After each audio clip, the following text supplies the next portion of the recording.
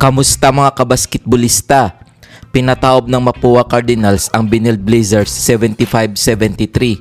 Tinanghal na best player of the game si Clint Escames sa likod ng kanang 26 points, 4 rebounds at 5 assists.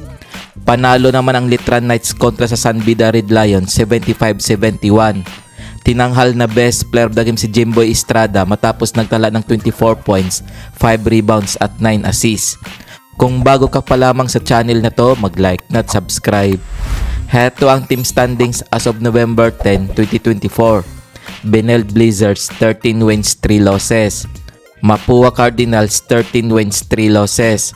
San Beda Red Lions 10 wins 6 losses. EAC Generals 8 wins 8 losses. LPU Pirates 8 wins 8 losses. Kung umabot ka dito sa video na to, mag-like at subscribe. Litran Knights 8 wins 9 losses. Arellano Chiefs 6 wins 10 losses. Perpetual Altas 6 wins 11 losses. San Sebastian Stags 5 wins 11 losses. GRU Heavy Bombers 4 wins 12 losses. Heto ang mga laro ngayong November 12, 2024 na gaganapin sa PhilOL Ecoel Center. Maglalaban ng LPU Pirates at EAC General alas 11 ng umaga.